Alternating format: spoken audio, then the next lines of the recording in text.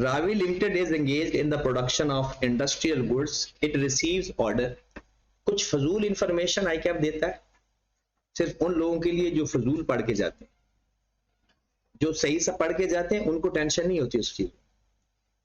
It receive order from steel manufacturers and follow job ordering cost. The following information pertain to an order received 1/12/2016 for 6000 units of the product. 6000 unit को उसको order मिला। इसका हमने क्या करना है process account में, हाँ अगर प्रोडक्शन ना बताई होती तो हम इसको प्रोडक्शन मान लेते, क्योंकि ऑर्डर इतना मिला है तो हम इसको प्रोडक्शन मान लेते। अब वो क्या कहता है, प्रोडक्शन डिटेल वो खुद बता रहा है, produced and transfer to finished goods, बनाए और कितने बनाकर कंप्लीट हो गए 3200 units. Deliver to the buyer from the finished goods 3000, buyer को भी भेज दिए 3000। अगर यहां पे कुछ चीज रेलिवेंट है तो 200 फिनिश गुड्स का क्लोजिंग स्टॉक पड़ा हो इनमें से जी। 3200 बनाए 3000 भेज दिए, लेकिन हम तो प्रोसेस अकाउंट पढ़ रहे हैं, work in process, finish goods थोड़ी पढ़ रहे हैं। हमने प्रोसेस अकाउंट देखना है तो जो चीजें प्रोसेस के अंदर है हमारे लिए वो है। जो 3000 भेजता पूरा 3200 भेज देता हमें कोई कंसर्न नहीं। फिर वो कहता है यूनिट्स रिजेक्टेड ड्यूरिंग इंस्पेक्शन, जब वो लॉस के बारे में ये डिफाइन ना करे कि ये कौन सा लॉस है तो ये एक्चुअल लॉस होता है।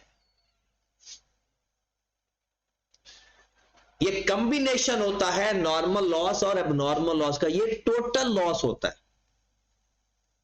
अगर कुछ ना बताया हो तो ये टोटल लॉस होता है। अब टोटल लॉस से मुराद क्या है, टोटल लॉस से मुराद है मेरे भाई होता यह है normal loss plus abnormal loss is equal to total loss, या normal loss minus abnormal gain is equal to total, abnormal gain is equal to total. मतलब क्या होता है, नॉर्मल लॉस से ज्यादा लॉस आ जाए तो एबनॉर्मल लॉस होता है और उससे कम आ जाए, ठीक है, तो नेट करके ये टोटल आया होता है। ठीक होगी बात। अब ये तो वैसे इक्वेशन लिखना तो ये लिख लो, वैसा जिसकी जरूरत नहीं है, बस यही सोचना है एक्सपेक्टेड लॉस से ज्यादा लॉस हो तो और नॉर्मल लॉस हो तो उससे कम हो तो एबनॉर्मल गेन होता है। नॉर्मल की या एबनॉर्मल की कोई वर्किंग वो बता देगा, बाकी हम खुद जज कर लेंगे। यह इक्वेशन में पुट करके जो अननोन हो उसको फाइंड कर लेना।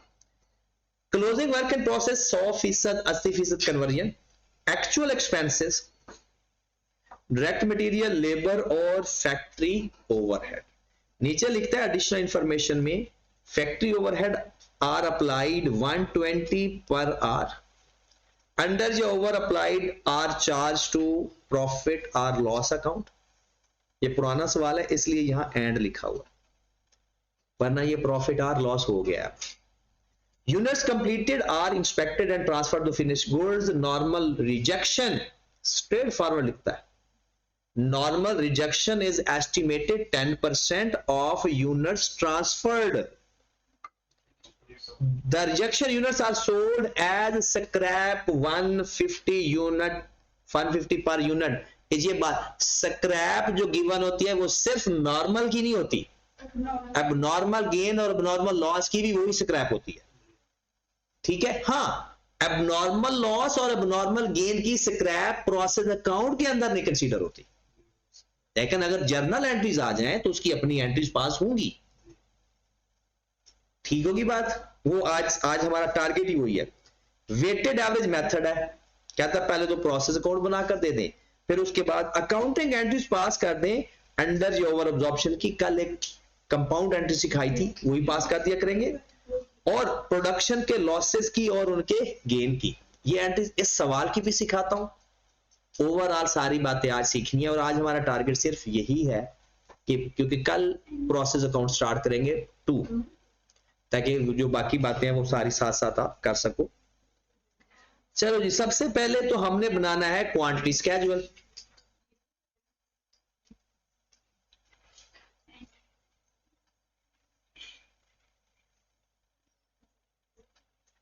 टेस्ट आप सबने दिया होगा, और जिसने नहीं दिया होगा उसका हाल चाल हम मंडे को जरूर पूछेंगे, क्योंकि जब सारे लोग आ जाएंगे, अकेले अकेले हाल पूछना फिर अच्छा नहीं लगता, सबके सामने पूछेंगे।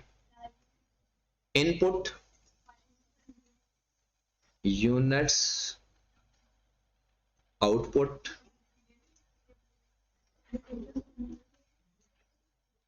ये आपकी वर्किंग होती है मोस्टली।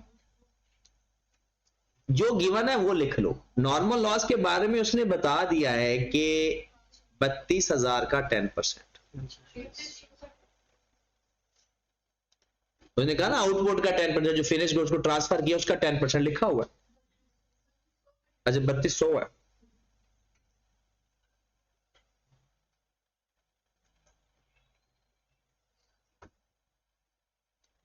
हाँ जी, 3200 का 10%।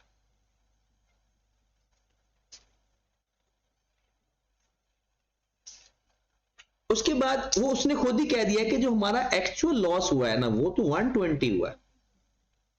हमने सोचा था 320, लेकिन हुआ कितना कम, हुआ ज्यादा, कितना कम, एबनॉर्मल गेन। एबनॉर्मल गेन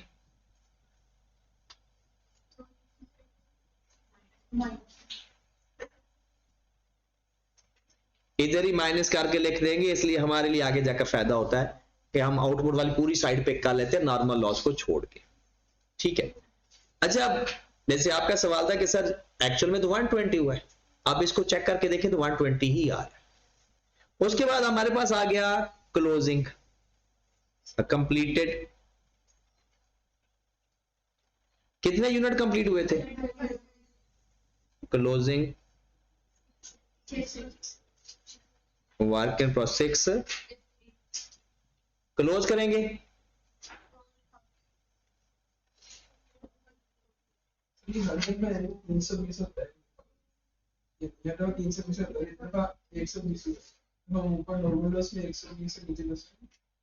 नहीं, नॉर्मल जब 320 होता है तो हम क्यों करें नॉर्मल को अब नॉर्मल?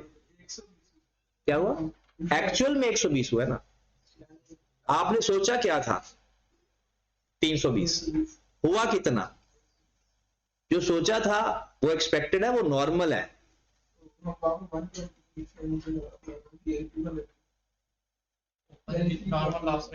तो वो 120 क्यों लिखे? नॉर्मल तो 320 सोचा था। नहीं, एक्चुअल वो हुआ है ना, सोचा कितना था, नॉर्मल कितना होता था, वही नॉर्मल लॉस तो वही लिखेंगे ना जो आपने सोचा हुआ था। माइनस में चला जाएगा, 200 गेन भी लिखते हैं, 120 भी लिखते हैं। वो 200 गेन। अच्छा, आप कहते हो 120 लिखें और फिर 120, तो वो अब नॉर्मल लॉस के सामने आप एक्चुअल लॉस लिख रहे हो। और एक्चुअल लॉस जो होता है ना वो combination of normal and abnormal होता है। तो नॉर्मल लॉस के सामने कैसे लिख सकता हूं मैं actual?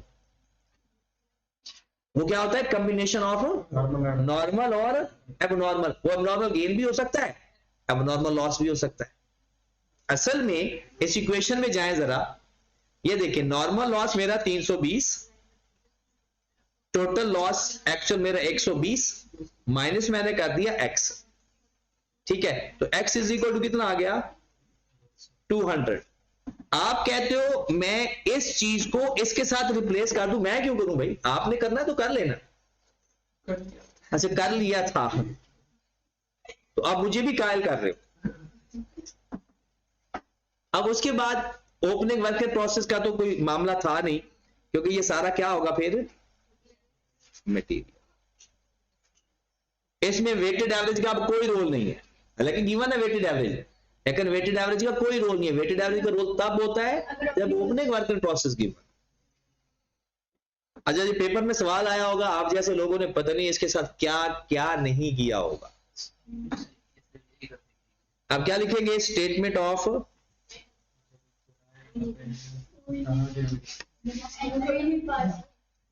Statement of equivalent units. Statement of equivalent units. सबसे पहले डिस्क्रिप्शन लिखना है तो लिख लो, यूनिट्स लिखते हैं, कंप्लीशन परसेंटेज, कंप्लीशन परसेंटेज नीचे साथ लिख देंगे, मटेरियल की और कन्वर्जन की, फिर मटेरियल लिख देंगे और कन्वर्जन लिख देंगे। सबसे पहले क्योंकि कोई मसले वाली बात तो है नहीं तो कंप्लीटेड यूनिट से स्टार्ट कर देते। कंप्लीटेड कितने यूनिट्स कंप्लीट हुए थे, और कंप्लीटेड का मतलब फिर 100% हर तरह से कंप्लीटेड। वो जो आप स्प्लिट करते हो ना वो सिर्फ किस मेथड से करते हो, 5-4 में, क्योंकि उसमें होता फर्स्ट इन फर्स्ट आउट है। एबनॉर्मल गेन माइनस करेंगे, कुछ नहीं बताया हुआ तो फिर एंड पे ही प्रोसेस हो इंस्पेक्शन। 200 माइनस कर देंगे, 200 माइनस कर देंगे, फिर उसके बाद क्लोजिंग वर्क इन प्रोसेस कितना 650 100% है और 80%। 5 पहले तो 680 आ जाएगा, 5 डबल आपके पास यूनिट्स कंप्लीटेड आ गए कितने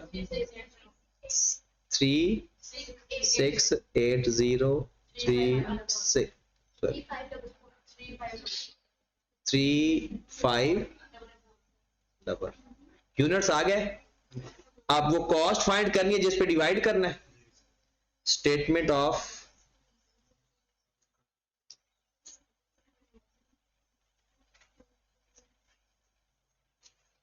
पर यूनिट इक्विवेलेंट कॉस्ट। हाँ जी, कॉस्ट फॉर द ईयर लेंगे,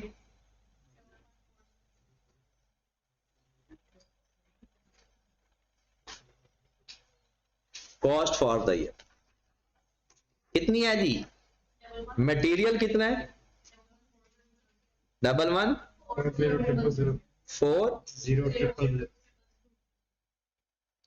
कन्वर्जन के लिए हमें छोटी सी वर्किंग करनी पड़ेगी और ये आपने प्रॉपर वर्किंग का रेफरेंस देना है। अगर अलग अलग बताइए, लेबर कितना है जी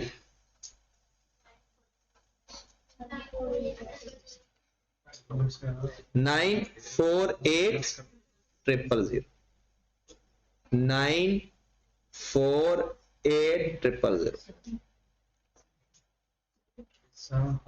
प्रोडक्शन ओवरहेड 8 लाख, अगर कुछ ना और बताया होता तो 8 लाख ले लेते।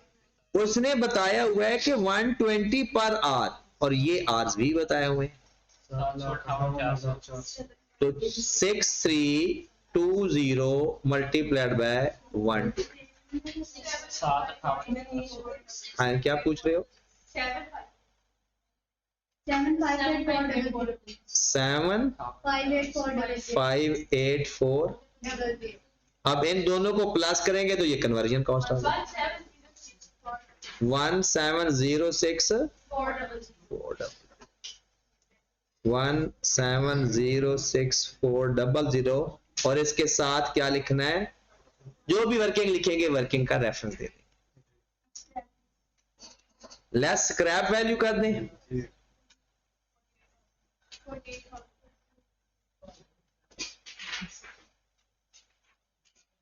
48,000 मल्टीप्लाइड बाय 150। टोटल मल्टीप्लाई करके अच्छा जी मल्टीप्लाई करके 320 मल्टीप्लाइड बाय 1।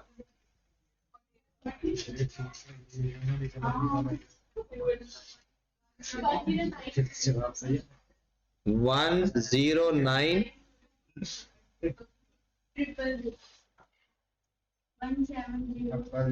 कॉस्ट भी आगे यूनिट भी आगे डिवाइड करेंगे तो per unit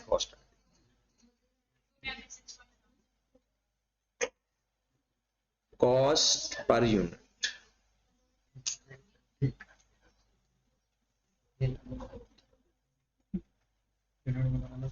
cost per unit करें डिवाइड 292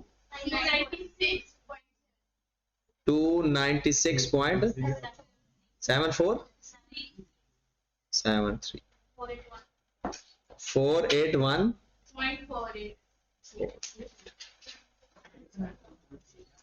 उसके बाद कॉस्ट वैल्यूएशन एक ऐसा तरीका बताऊं कि सवाल गलत भी हो तो बराबर है बराबर तो गलत भी है, बराबर बराबर आ जाता है। नहीं पॉइंट का जो डिफरेंस आता है वो भी खत्म हो जाता है अब वो करने की भी जरूरत नहीं पड़ेगी क्या करें पहले कर लिए कि टोटल कॉस्ट ले लें जो डेबिट साइड पर आ रही होगी जो डेबिट साइड पर आ रही होगी वो टोटल कॉस्ट ले लें और वो टोटल कॉस्ट है कौन सी भला ये वाली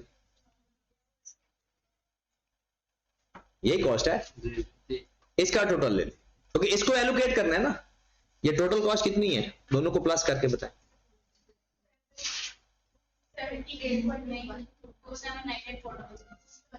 ये दोनों को प्लस करके 2798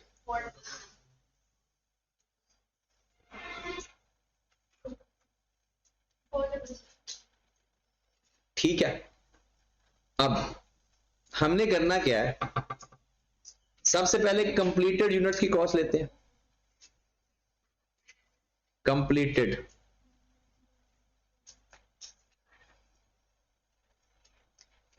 यूनिट्स कितने हैं भला आपके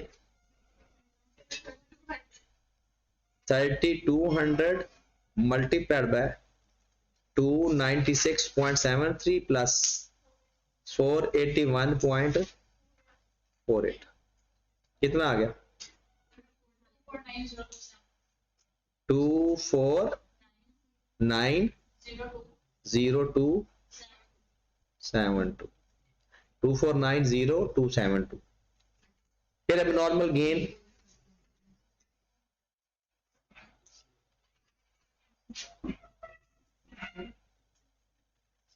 $200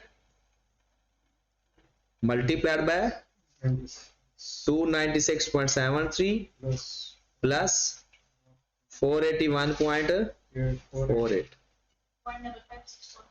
155,642 ओके उसके बाद किधर जाना है क्लोजिंग वर्क इन प्रोग्रेस अब वैसे ना फाइंड करें जैसे हम नॉर्मल करते हैं अब ऐसा करें इसमें ये जो कंप्लीटेड यूनिट्स की कॉस्ट है 2490272 माइनस कर दें टोटल कॉस्ट में से ना जो लिखी है और जो एबनॉर्मल गेन है वो ऐड कर दें जो एबनॉर्मल क्योंकि एबनॉर्मल लॉस माइनस करना है एबनॉर्मल गेन तो इस साइड वाली कॉस्ट है अपोजिट साइड वाली है तो आने या तो एबनॉर्मल लॉस आना या एबनॉर्मल गेन आना है लॉस होगा तो वो माइनस हो जाएगा गेन होगा तो प्लस हो जाएगा जो आंसर आएगा वो क्लोजिंग वर्क इन प्रोसेस का होगा जो आंसर आएगा वो क्लोजिंग वर्क इन प्रोसेस का होगा इसमें माइनस करके प्लस कर दे तो कितना 152,486 और वैसे भी फाइंड करेंगे तो वो जो राउंड ऑफ का डिफरेंस है उसके अंदर एडजस्ट हो चुका है जो राउंड ऑफ का डिफरेंस आता है वो इसके अंदर एडजस्ट हो चुका है बस ये ख्याल रखना है एबनॉर्मल गेन होगा तो प्लस एबनॉर्मल लॉस होगा तो वो भी साथ माइनस ही होगा टोटल कॉस्ट ठीक है चलिए अब इसका प्रोसेस अकाउंट बना लें अब तो एग्जैक्ट डीटो बराबर आएगा एक भी पॉइंट का फर्क नहीं आएगा हाँ इसमें ये कंफर्म नहीं होगा कि फिर हमारा क्योंकि उसमें तो पता चल जाता है ना कि जवाब हमारा 2-4 रुपए का फर्क है तो बराबर या ठीक है इसमें फिर जितना मर्जी बड़ा घपला है उसके अंदर ही छुप जाएगा। कौन सी? माइनस करके जो कितना आ रहा है ये प्लस माइनस गलत है, इधर से प्लस माइनस गलत है, गलत है। वो आंसर गलत है या प्लस माइनस करके मतलब है उनका कैलकुलेशन गलत है। 46377 पॉइंट की वजह से चेक कर लेते हैं। वो तो कभी 200 का, कभी 5 का, कभी 10 का, कभी 450। अच्छा इसमें चेक कर लेते हैं वैसे अपना क्लोजिंग। अभी तो हम कौन सा पेपर में बैठे हैं। अच्छा इसका मटेरियल कितना है? 680 मल्टीप्लाइड बाय कितना? 296.73 और 544 था कन्वर्जन। कन्वर्जन के लिए कितने यूनिट थे? 544 मल्टीप्लाइड बाय 481.48। पहले का कितना आंसर आ गया? 1834। बस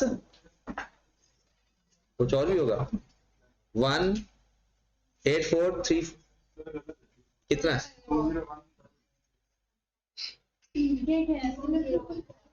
कितना आ रहा है? 201 और दूसरे का 261925। टोटल कितना आ गया? 463701। ऐसा ही है। तो ये आ गया 43701, ये 770, ये 701।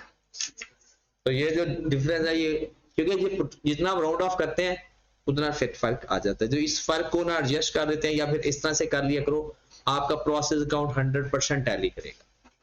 क्योंकि इसकी एंट्री तो होती नहीं, एंट्री होती है बाकी की। तो आ जाए जी प्रोसेस अकाउंट बना भी लेते हैं।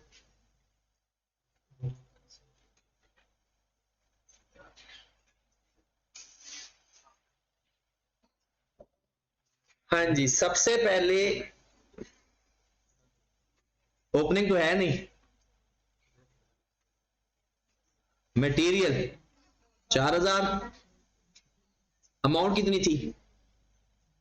1140। लेबर 948। प्रोडक्शन ओवरहेड अप्लाइड लिखेंगे या एक्चुअल? अप्लाइड। अप्लाइड कितने आए? 758। एबनॉर्मल गेन 200 और कितनी अमाउंट? 155 646 642 है जी सर। तो ये 4200 आ गया। कितना? 21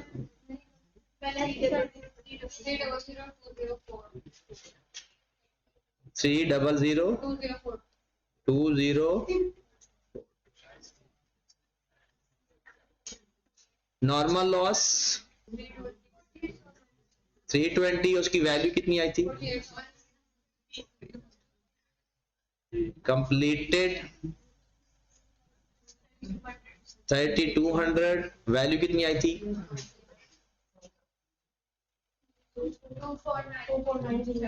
24902 और क्लोजिंग वर्क इन प्रोसेस कितनी आई थी? निकाला जो हमने रिमेनिंग बैलेंस निकलाया था 46377। तो ये आपका आंसर पूरा आएगा।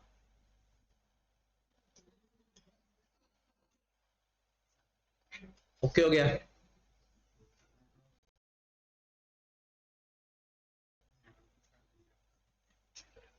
अब इसकी मैं करवाने लगा एंट्रीज।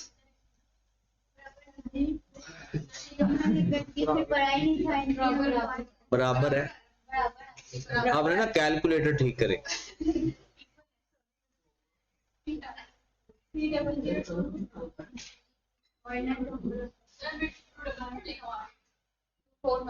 टू फोर नाइन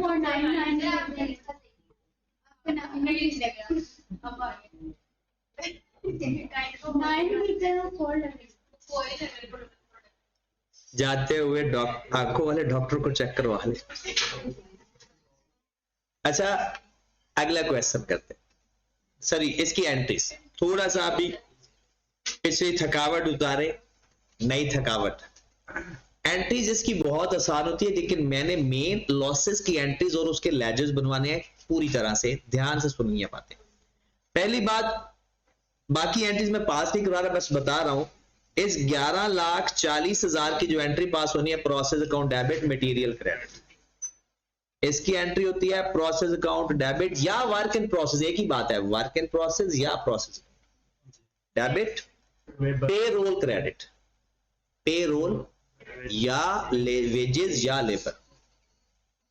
इसकी एंट्री और क्या करेंगे, अप्लाइड टू एक्चुअल, जो डिफरेंस आएगा वो over under your over absorption. कल एंट्री बताई थी, तो वो 3 एंट्रीज पास करने की बजाय ना एक कंपाउंड एंट्री वो मैं पास करवा देता हूं, क्योंकि अंडर ओवर की मेथड में उसने पूछी भी है। तो आपने एंट्री पास करनी है अप्लाइड प्रोडक्शन ओवरहेड। ये सिर्फ वर्क इन प्रोसेस अकाउंट में होती है, अप्लाइड प्रोडक्शन ओवरहेड, और ब्रैकेट में लिख दो वर्क इन प्रोसेस। वो तो डेबिट ही कर रहे हैं ना। एक्चुअल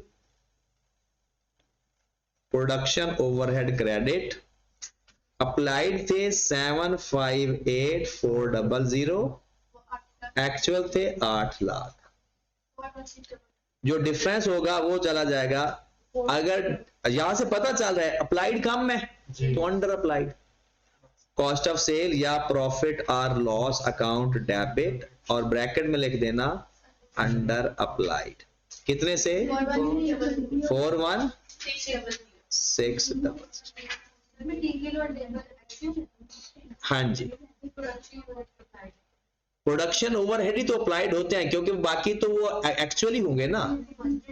बजटेड हो सकता है, फिर सारा डाटा बजटेड होगा। हाँ, वो फिर सारा डाटा बजटेड होगा, फिर तो ओवरहेड भी बजटेड होंगे, फिर वहां अप्लाइड नहीं होंगे। हाँ जी, नेक्स्ट इसकी एंट्री अब नॉर्मल गेन की अभी मैं छोड़ रहा हूं क्योंकि वो कंप्लीट करवानी है।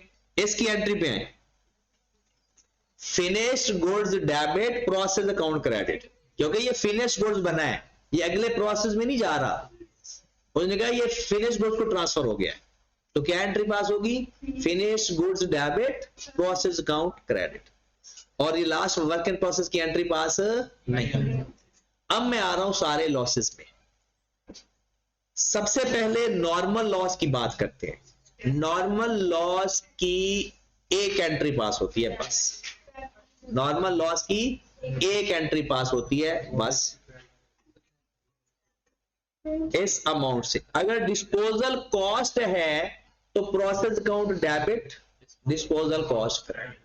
अगर स्क्रैप वैल्यू है तो नॉर्मल लॉस की एंट्री देख। इस सवाल के अंदर एंट्री पास होगी प्रोसेस अकाउंट नॉर्मल लॉस की scrap value debit process account credit. कितनी अमाउंट से, 48,000 से। ओके होगी बात। अगर डिस्पोजल कॉस्ट होगी तो एंट्री क्या बनेगी, तो वो डेबिट साइड पर आएगा, तो उसकी एंट्री भी सुन लें। अगर डिस्पोजल कॉस्ट होगी तो process account debit disposal cost credit या कैश क्रेडिट, जो भी अमाउंट होगी। ठीक है, क्योंकि दोनों को हो सकते हैं काम। अब एबनॉर्मल लॉस और एबनॉर्मल गेन पे चलते हैं। नहीं, याद वो नेट कर देंगे, फिर एंट्री फिर एक ही पास होगी। अगर स्क्रैप वैल्यू ज्यादा है तो नेट करके इनकम में चला जाएगा। डैमेज हुए हैं लेकिन कुछ चीज स्क्रैप में बेचेंगे तो कुछ ज्यादा डैमेज है जिसका कुछ नहीं होगा डिस्पोजल कॉस्ट। नहीं, वो पूरा एक कॉन्सेप्ट है, एक डैमेज होता है, एक स्क्रैप होता है, एक स्पॉइल होता है, वो तीनों को हमने पढ़ना है। फिर वहां पर रीवर्क कॉस्ट का क्या करेंगे, वो हमने नॉर्मल लॉस का रीवर्क क्या करेंगे, अब नॉर्मल का रीवर्क क्या करेंगे, प्रॉपर उसका एक लेक्चर। हाँ जी, अगली बात, अब नॉर्मल लॉस का केस बड़े ध्यान से सुनिएगा भाई, क्योंकि ये क्वेश्चन के अंदर नहीं है, क्वेश्चन के अंदर ये नहीं है, बता रहा हूं। एबनॉर्मल लॉस की एंट्री पास होती है abnormal loss debit, abnormal loss debit, process account credit. अगर ये क्वेश्चन जितनी अमाउंट ऊपर प्रोसेस अकाउंट के अंदर है वो अमाउंट आ जाएगी। ओके होगी बात। फिर उसके बाद जो स्क्रैप वैल्यू होती है वो नॉर्मल लॉस की भी होती है, एबनॉर्मल लॉस की भी होती है और एबनॉर्मल गेन की भी होती है। सेम, अभी तो एबनॉर्मल लॉस है ही नहीं, लेकिन हम एंट्री में उसकी बता देता हूं। उसके फौरन बाद एक एंट्री पास होगी, एबनॉर्मल लॉस क्रेडिट हो जाएगा। एबनॉर्मल लॉस इस अमाउंट से, और ये अमाउंट एक अज्यूम कर लेते हैं 10,000।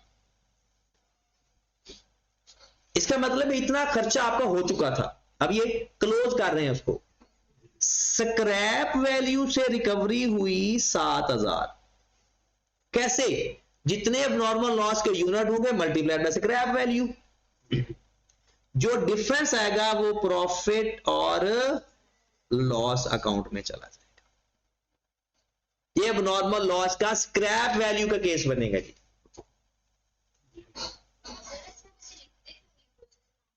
अब एंट्री के अंदर कहीं प्रोसेस अकाउंट आ रहा है, प्रोसेस अकाउंट इन्वेंट्री कैसे, तो एबनॉर्मल लॉस अदर एक्सपेंस में जाता है। अगर प्रोसेस अकाउंट के अंदर लिख देते ना, वहां से निकाल रहे हैं इसको, माइनस कर रहे हैं, अगर वहां लिख देते तो वो क्या बन जाता, इन्वेंट्री की कॉस्ट में ऐड हो जाता, और ये तो अदर एक्सपेंस है। तो इसलिए उस 10,000 का टोटल हमारा नुकसान हुआ है, 7,000 रिकवरी होगी, तो 3,000 का नेट नुकसान एसपीएल के अंदर लिख देंगे।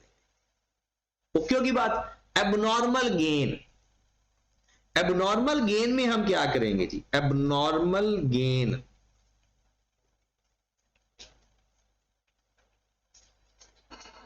एबनॉर्मल गेन की एंट्री तो बताएं, क्योंकि ये तो क्वेश्चन के अंदर भी गिवन है, वो तो हम कर भी सकते हैं। Abnormal gain process account debit, abnormal gain credit, process account debit. ये तो एंट्री एक्सेप्ट हो रही है ना, क्योंकि प्रोसेस अकाउंट के अंदर उसी साइड पर लिखी हुई है। अमाउंट कितनी है, अमाउंट कितनी है प्रोसेस अकाउंट में देखकर बताएं, जो फाइंड किया वही बताएं।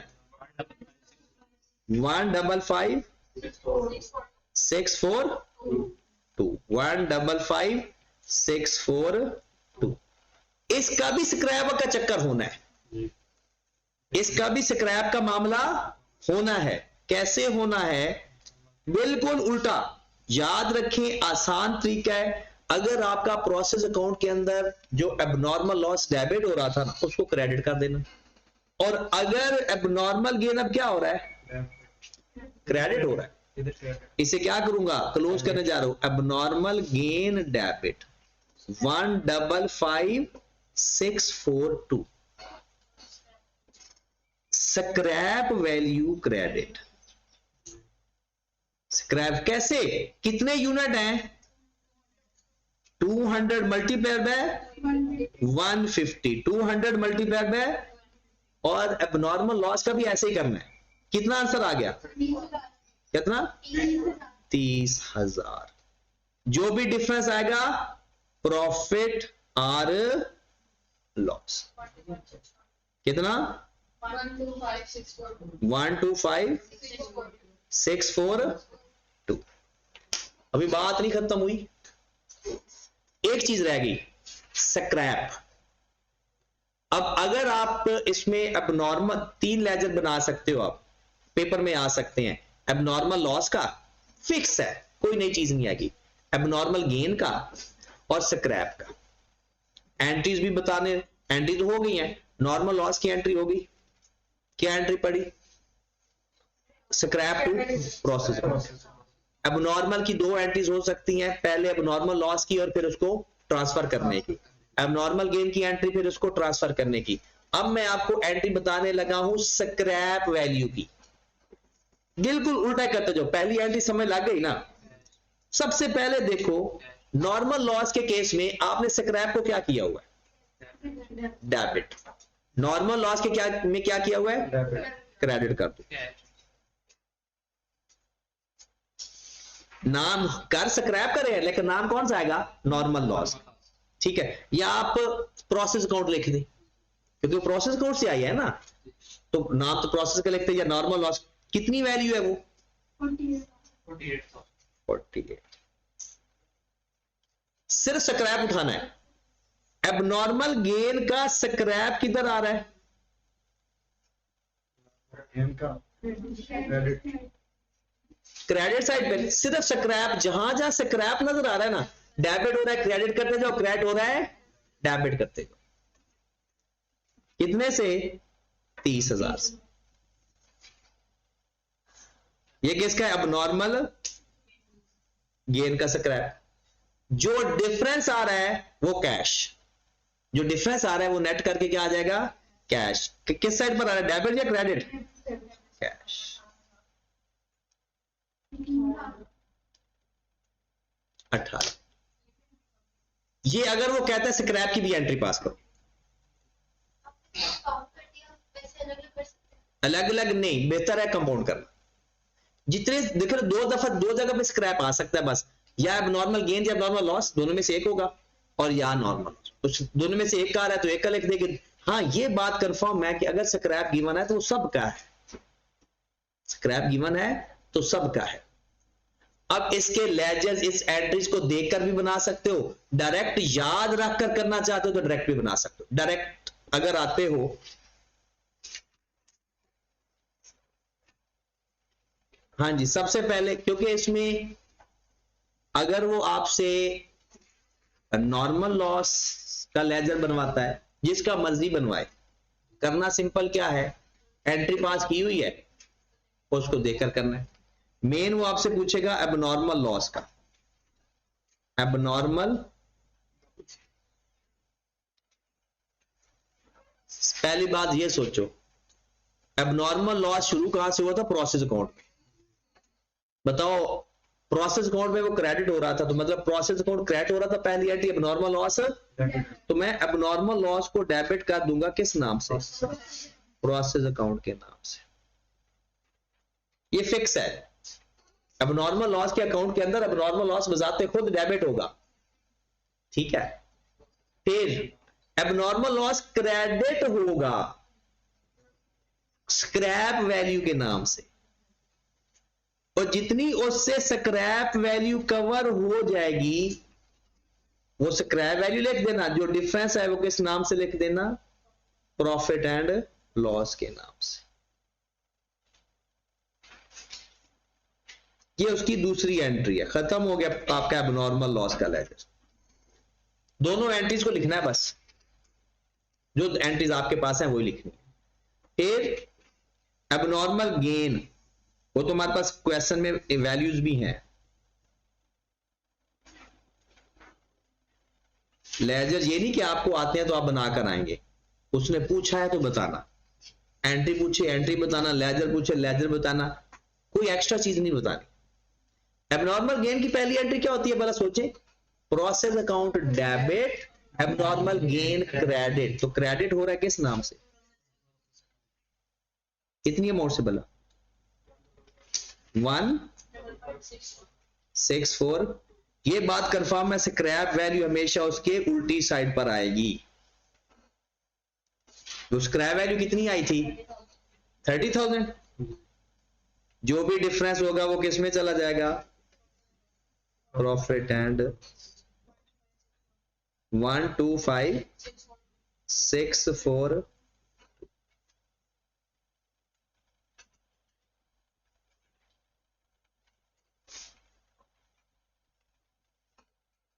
उसके बाद स्क्रैप वैल्यू का। अब स्क्रैप वैल्यू जहां जहां पड़ी है ना, दो जगह पर तो है। Scrap value